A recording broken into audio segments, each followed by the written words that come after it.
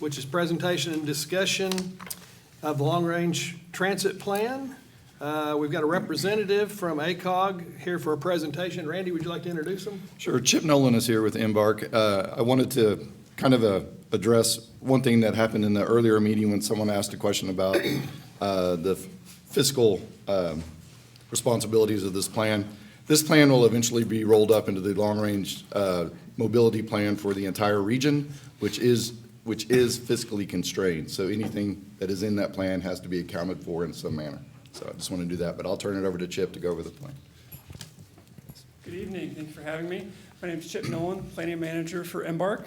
I've been there for about 10 years, but I'm also a resident of Edmond and grew up here, so it's happy to be here. Thank you for having me. So I'm going to talk about a long-range transit plan. So first, talk about project partners. So we have project lead listed as EMBARK, MAPS, and ACOG. So that's mostly because of the funding tied to this plan. We set aside some funding in our MAPS program because we recognize the need to do some planning work. We partnered with the Association of Central Oklahoma Government to make this a truly regional transit plan with a regional perspective. And so we partnered together to make this happen, working with our operating partners, the groups that operate transit in the region, and then the different government organizations that are heavily involved. Just touching on the different roles here, ACOG being our regional transportation planning body for the metropolitan area. RTA is a separate legal entity made up of the City of Edmond, City of Norman, and City of Oklahoma City, and then ODOT as the State Department of Transportation, and also controlling some grant funds for different transportation programs. We have our local transit agencies. We have EMBARK Norman, which is operated. We operate EMBARK Norman as a contractor for the City of Norman. The City of Norman funds their own system, and then the different municipalities, EMBARK, Oklahoma City, and Norman.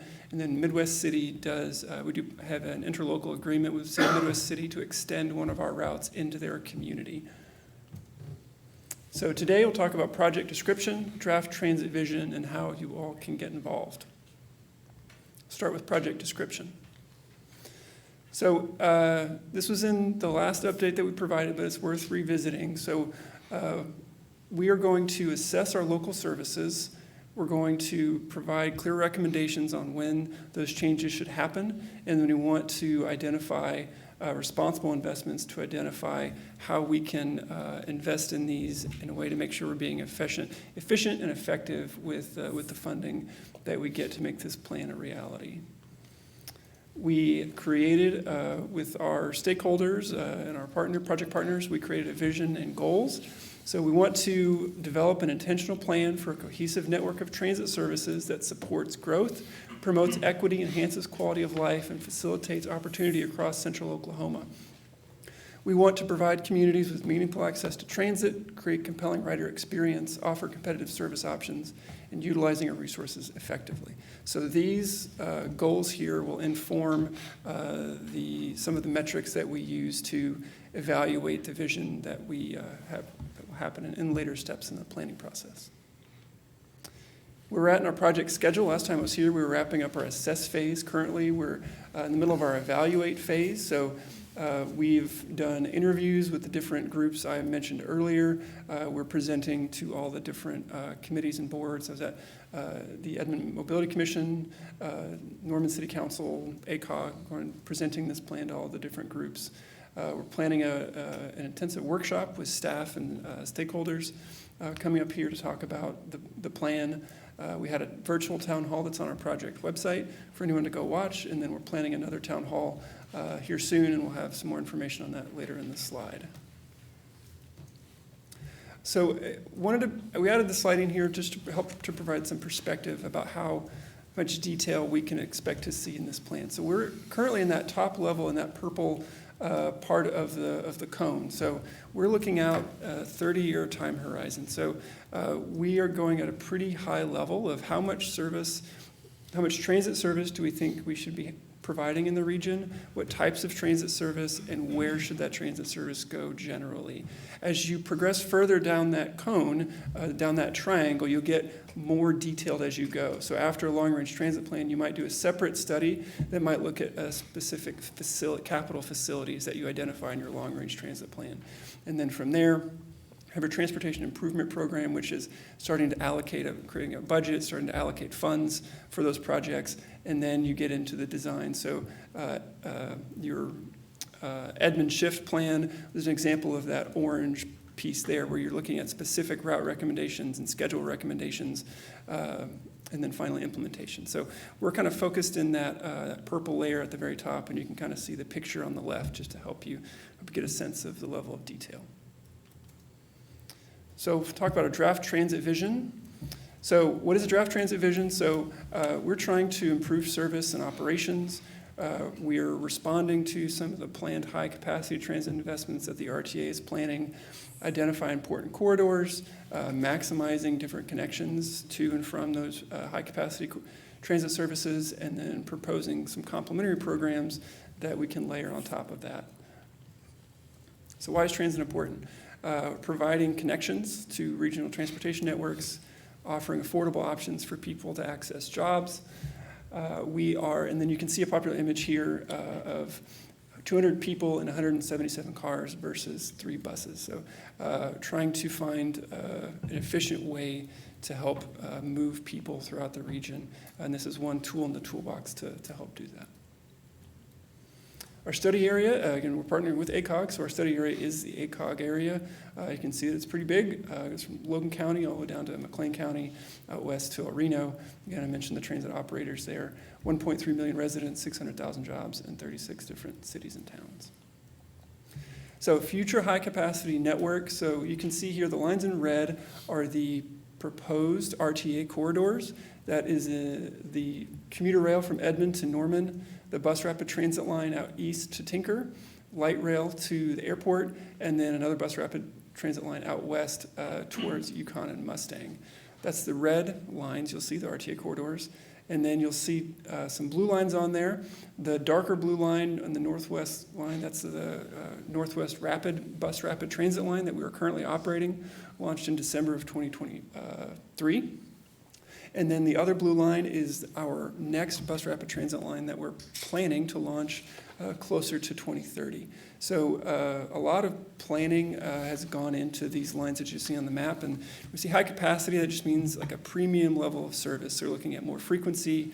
You're looking at maybe 12 to 15 minute frequency. You're looking at, these are the more expensive services. And so how do we coordinate with these so that we can maximize our investments? So how do we change our local bus service, our paratransit service, and other services that we provide to align with what is currently planned on this map?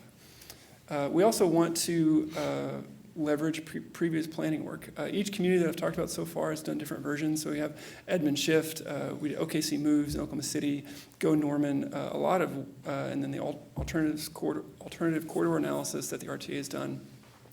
A lot of previous planning work has already happened, and we want to make sure to build on those and kind of try to start to consolidate them in this plan.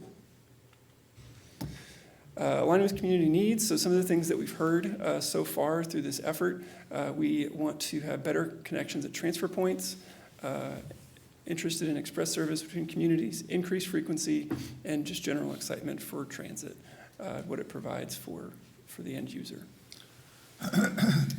So guiding principles here, we want to improve network connections, connect to high-capacity investments, have higher frequency service, and provide complementary programs. So a lot of colors on here, but we'll get into this in the next slides. But you have the blue is a regional corridor. You'll see that extending out west to El Reno, down to Norman. Purple is our local bus service, and then the tan is, we call an on-demand zone or a microtransit zone. That just means that a vehicle will come to where you are and take you where you want to go within that corridor. You can connect to bus service that can connect you to the rest of the metro, or you can just travel within that zone. It's a way to expand transit service to some of the lower density areas of the metro.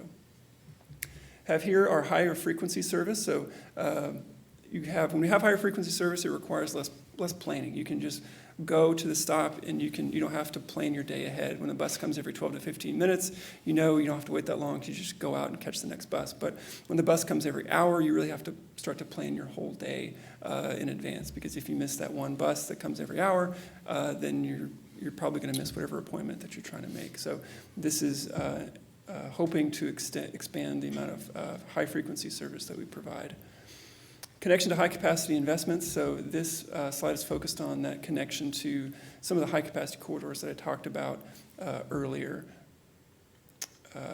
Improved connections. So this is looking at more crosstown service. So how do we connect services to more areas, adding more direct service? So sometimes we talk about the number of transfers you have to make. So if I'm on one route and then I have to wait, I catch another route, and then I have to catch another route, you're looking at 2 or 3 transfers. That really extends how long it takes to get from where you're starting your day to where you want to end that trip. So if you can get on one bus and go straight to where you want to go, that's a more easy and convenient trip to do. So hopefully this would provide improved connections with more direct service.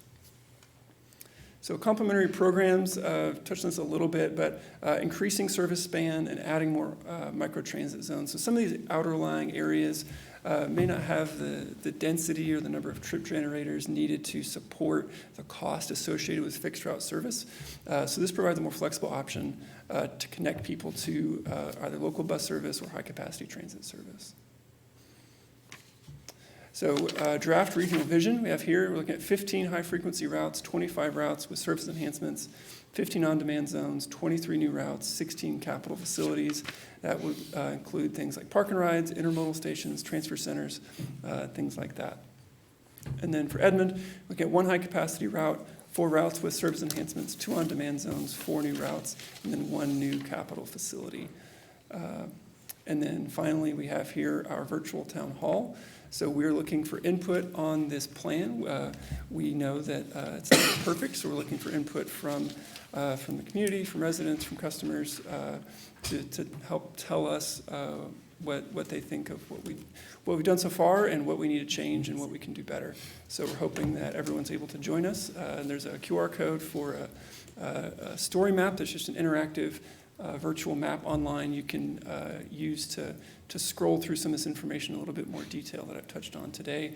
Our project website is connectcentralok.com. And so that concludes my presentation. I'm happy to try and answer any questions that you all might have. Council members? Chip,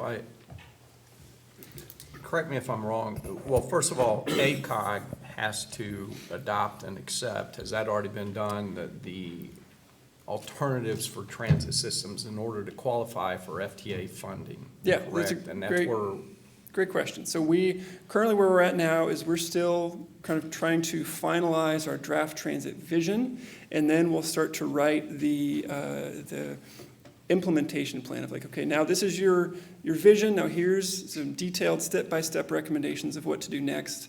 How do we phase this in over a 30-year time horizon? How maybe break that up into 10-year chunks. So what does that first 10 years look like? What does that second 10 years look like? And what does that third 10 years look like? And so after we have this vision, we'll start to write those implementation plans. And then hopefully this fall, we'll take the final plan to ACOG for adoption. And they would include this plan as part of their next long-range transportation plan, which covers roads and bridges and cars and everything, all of the transportation modes in central Oklahoma. And you're right, that is included in ACOG's Metropolitan Transportation Plan that does make all the projects in here eligible for federal funds. And some of those are federal grants already been received or approved, has it not? So if it has to be included in this plan first. Okay. And so if any grants that we've received so far may have been included in previous ACOG plans. And so for the municipalities involved, and exact costs and so forth, sales tax revenues, all that's squishy at best right now. But it does assume, or does it, maybe that's a better way to put it, does it assume RTA at some point operates metro transit systems, even though you may still have a name like EMBARK or whatever, it's under the auspice of RTA, correct? And in that, then municipal, or the funding out of the municipalities is then freed up because then it's funded through sales tax, is that correct? So I need to be careful, so get a little bit outside of what the purview of this plan. So this plan, there's some things that this plan does and does not do. So we're trying to create the transit vision. So how much service we're providing and where. So we're thinking about the end user, but there's some back end assumptions that this plan does not get into. So this will not talk about how it's operated. It will not talk about the source of funding. So this is a recommendation. This planning, it's really making a series of recommendations. This isn't tying the communities or the agencies in the plan to any specific action. So the specific funding mechanism, the specific operating style would be determined later by different groups. I understand that part, it doesn't, but some of the pushback, and I get we have to do this incrementally, but some of the pushback is, I know where the plans ultimately go, and that needs to be shared with and addressed with public, in my opinion, sooner rather than later, or else everybody just looks at this and goes, pipe dream. So I think that's something that the RTA is working on, but this plan is really focused on creating the vision, talking about the amount of service and where and how to serve our customers. But some of those questions about funding and service models, something that the RTA and the member cities will have to continue to work on, and will definitely an important thing to start to think about as you know, the RTA's plan starts to get closer to a reality. Okay, thank you. Mm-hmm. Other questions? So our membership in this so far is via ACOG and RTA primarily. And you said you're meeting with staff soon to go through the details. Yeah, so Already- I talk to Christy all the time. Okay. She's very, very involved. She's invited to all of our meetings. She's been to our workshops. She'll see drafts of any plans. Intimately involved at every step. Okay, thank you. Have you gotten any feedback from Mobility Commission? Are they involved in this? Yeah, we were there last week or 2 weeks ago or whenever that was. Oh, sorry if you said that. Okay. And it was a good discussion. Okay. Several questions about microtransit. It's not, Norman has our microtransit service, but that's something that's fairly new to this metro, that other metropolitan regions have used as a way to expand their footprint for a slightly more affordable way. Okay. Sorry if you said that. I was That's reading okay. a little bit while you're talking. So I think, to me, the big thing is, do we have any issue with slide 24, which is the vision for our city? And this is all pretty high level strategic, like you said. So that's kind of the way I'm thinking about it is, do we have any big issue with where this is generally headed? And, we absolutely would welcome feedback, and this isn't the final version. We're just presenting this as a draft, so we hope that everyone here participates in our town hall. We'll have more slides and digs more in depth on this. There's information on our website and in the story map, and so, we hope that everyone participates and we're able to incorporate that feedback in the final version. Good. Appreciate you soliciting all that feedback. Yeah, of course. So Norman made the jump and outsourced their bus service to EMBARK. Mm-hmm. What kind of savings did they get from that? Do you know? I don't, offhand. We're kind of we're in a unique situation where the university was the provider and kind of what they did, but I don't know offhand. I mean, you just look at where this is going, talking about a regional transit authority. Mm-hmm. And when you get there, the synergy is from consolidation. Yep. But you've also got to have the power, the autonomy to make sure that your needs are met. Mm-hmm. And I think there's some real possibility here. And if there are ways that we can get started sooner and it makes sense, we need to be looking at them. We don't need to be just sitting back waiting for something to come. Yep. We don't absolutely. need to be saying, let's just wait for a vote the people. For a sales tax, we need to get ahead of this, like Councilman Frame was saying, to say we've got to get out there and explain what's really happening and what can be in the short term. Yeah. Every 5 years, our local service goes out for bid, and EMBARK has the ability to bid on that. They've bid on it a few times, but there's been other contractors out there, the one we've gone with, that has provided the service more cost effectively for the city. Anything else? No, I'd say he's pretty thorough. I attended the last virtual town hall, and that, I encourage you all to do so if you're able, but that was helpful, and I appreciate your work and presentation. Thanks. Thank you for having me.